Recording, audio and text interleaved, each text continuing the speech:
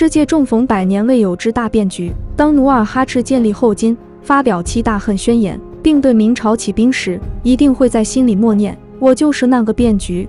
发生于万历47年的萨尔浒战役，不论从军队人数还是武器装备乃至国力方面，后金都处于劣势地位，但结果却是后金赢得了胜利。这场事关两国国运，并深刻影响后世300年命运的战役，对当下世界最重要的启发是：女真人作为偏远关外的一个小小部落，如何最后打败了当时地球上最强大的国家大明，并建立清朝的。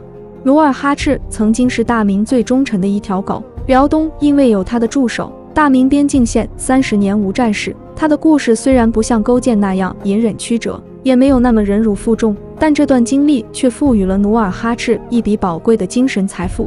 从万历18年，努尔哈赤带着几百人的朝贡队伍第一次进入山海关，到万历39年，努尔哈赤第8次进京朝贡。这20年里，他见到的是一次比一次更虚弱不堪的大明。由于万历皇帝30年拒绝治理朝政，甚至连最起码的人事任命都拒绝签字，导致大明官僚系统缺额严重。对努尔哈赤来说，是朝廷礼部派出来的接待队伍一次比一次更寒酸。此外，他还见到文官内部激烈的权力倾轧，由于士绅的巧取豪夺和土地兼并，民间百姓日子愈发水深火热。在边防线上，士兵更是苦不堪言，朝廷发不出军饷，也没钱买装备。这群缺乏训练的士兵更像是放下锄头的农民，毫无战斗力可言。这些亲眼所见对努尔哈赤来说，无异于一记振聋发聩的惊堂木。原来泱泱大明帝国也不过如此。他突然不再敬畏明朝，一旦神圣的光芒褪去，华丽袍子底下的狮子就露了出来。当努尔哈赤发现心中的巨人只是一个外强中干的病人的时候，反叛的种子就埋下了。从这个意义上说，打败大明的不是努尔哈赤，不是后金，恰恰是大明自己。和努尔哈赤看清了大明不同，大明从来没有正眼看过这个小小的建州蛮夷。眼沟于顶的大明官员自诩华夏正统帝国的话事人，努尔哈赤算什么东西？小小建州奴才也敢是主吗？华夷之变是华夏大地最古老的政治政权，不同于今天这个强调人人平等的时代。在那个时代，我是华夏，你是蛮夷，我天然就比你高贵。大明帝国作为华夏文明的正统继承人，占据着2000年积载下来的历史文化底蕴，确实有底气看不起一个关外来的野猪皮子。但不知道饱读经书的大明士大夫有没有看过这样一个故事：春秋时期，楚国伐隋，隋国国王说：“我无罪。”楚武王坦然答道：“我蛮夷也。”人一旦学会自暴自弃，自诩蛮夷，只会觉得天地间豁然开朗。明万历43年，努尔哈赤定都赫图阿拉，建立了后金政权，自称天命可汗。随后，努尔哈赤准备进行统一女真的最后一战，征服叶赫部。这时，大明王朝出来干涉了。大明长期以来对女真各部的统治策略是分而化之，使其互相对立，从而分而治之。努尔哈赤崛起的过程中，明王朝因朝政腐败、内乱不断而无暇顾及，使其有机可乘。但大明无法容忍努尔哈赤进一步做大，遏制其发展是必然的。叶赫部是西海女真4部之一，与大明的关系很密切。因靠近明在当地所设的市镇北关，故明人有时也称叶赫部为北关。面对努尔哈赤的磨刀霍霍，叶赫部为避免被其吞并，向大明求援。明廷干涉女真内部事务的举动，让努尔哈赤彻底丧失了对明朝的忠心。但他这时候还不准备和明朝撕破脸，毕竟造反是要玩命的。但凡日子能将就，即便是努尔哈赤也不愿造反。真正逼反努尔哈赤的不是大明，是老天。时间来到万历45年，这一年女真部落发生了一次严重的饥荒。为了应对这次危机，努尔哈赤终于把目光投向山海关内。建州苦寒之地，土地贫瘠，关内则恰好相反。何况他比谁都明白，已经病入膏肓的大明守不住这片肥美的土地。此时的大明和女真早已攻守之势一也。努尔哈赤在此前统一建州的过程中，已经着手实施了军制改革，设立8旗军，从大明进口铁器打造装备，学习大明先进的练兵之法，施明长计以治民。备战不一定是为了打仗，但真到不得不打的时候，也有足够的底气应战。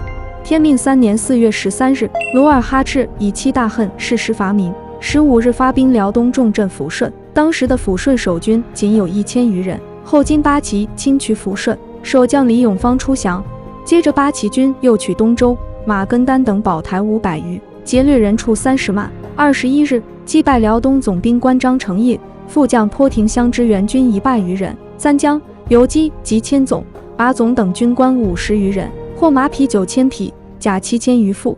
战报传至京师，朝野震惊。努尔哈赤公然公民造反，连陷抚顺、清河珠宝。明廷感到了事态的严重，连800年没理过朝政的万历皇帝都被惊动了。明神宗万历命杨镐为辽东经略，并特派小银200万两，抽调四川、甘肃、浙江、福建等处军队，加上叶赫和朝鲜的盟军，准备一战荡平努尔哈赤势力，必全功于一役。1619年2月，杨镐率明军出师讨伐努尔哈赤。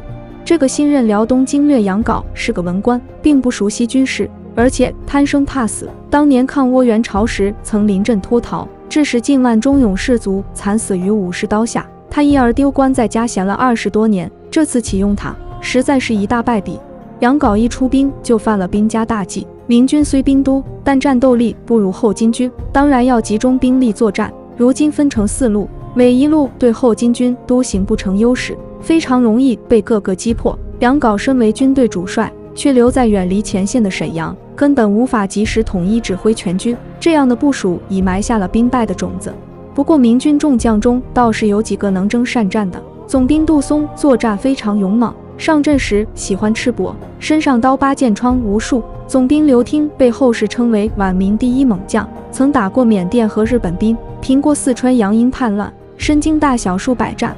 例如百世将门之子其父李成梁当过辽东经略，非常有谋略。努尔哈赤年轻时曾在他家做过奴隶。如果李成梁活得长一些，努尔哈赤也就不敢轻易和明军作战。李如柏的哥哥李如松更是有名，是领军抗倭援朝的著名战将。这些大将共同出征，如能善用，将是无往不胜。只可惜主帅是杨镐。所谓一将无能，累死三军。杨镐昏聩无能，焦躁寡断，引起众将的普遍不满。出兵之日，杜松因大雪迷路，请求缓师。刘听也以未熟地形为由，请缓师期。杨镐勃然大怒，坚持立刻出兵，并将上方箭神于军门。杨镐如此坚持出兵，有2个原因：一是大明财政紧张，取一日就需要多一日的粮饷，明朝已经没有多余的钱粮去和努尔哈赤打持久战了，所以朝廷不断施压，要求杨镐早日出兵；二则是由于杨镐自己的轻敌大意。杨镐算计着能侥幸取胜，既不知己，也不知彼，于天时地利敌情一概不顾。大一统的强大帝国走到生命终止的后期，惯会出这样轻敌的人物。他们眼见只有过去如何辉煌，闭目不见如今的情形已经天翻地覆。成化年间的大明曾对女真部落发动过2次黎庭扫穴般的战争，把建州女真打得奄奄一息，为大明带来150年的安宁。轻敌妄动的杨镐不知道，祖宗立下的功勋并不天然就是他的功勋。今天的大明已不是成化年间的大明，女真也早已不是那个女真。明廷集结了号称20万大军，再加上叶赫部、朝鲜，总共号称47万大军，兵分4路朝后金扑来。双方在萨尔浒展开大战。这场战争，努尔哈赤展现了他高超的军事指挥才能。他分析了明军的兵力分布，果断决定以优势兵力各个击破。努尔哈赤的原话是：凭你几路来，我只一路去。他下令集中主力迎战总兵官窦松率领的西路军。努尔哈赤利用熟悉地形的便利，埋伏重兵，以逸待劳，一战击溃明军。西路军总兵官窦松被杀，王宣、赵木连2位高级将领也兵败被杀，解决了西路军。努尔哈赤迅速率军回撤，在上尖崖迎战明朝的北路军。北路军不堪一击，总兵官马林仓皇逃跑。与此同时，努尔哈赤的儿子代善率军迎战明朝东路军，在阿布达里港的山谷里设下埋伏。太监系谎称是杜松兵败，请求援助。总兵官刘听不知是计，率大军救援。明军进入山谷，陷入后金的埋伏圈，代善挥军猛攻，明军大溃，总兵官刘听被斩杀。眼看3路大军全军覆没，辽东经略杨镐急忙下令，让南路军不要再进攻，立即回撤。南路军仓皇撤退，践踏而死者不计其数。萨尔浒之战以后，金埋胜而告终，明朝4路大军3路全军覆没。总兵一级的将领战死4位，道员、副总兵、参将、游击等将领战死310人。火器、骡马等战争物资损失殆尽。明军在萨尔浒败的不只是军事，政治上也是一塌糊涂。明神宗不重视辽东防务，不愿动用内帑支持军饷，导致明军缺乏粮草和士气。明军4路进攻后金，却没有形成有效的协同作战，反而被后金军以集中兵力、各个击破的方针分割包围。萨尔浒之战路穿了明朝这只纸老虎，从此努尔哈赤把战略重点转向辽东，矛头直指明王朝。待战后的明军转入战略防守，努尔哈赤则乘势攻占开原、铁岭，征服了叶赫部，完全掌握了辽东的战略主动权，为清朝日后入关统一中国打下了基础。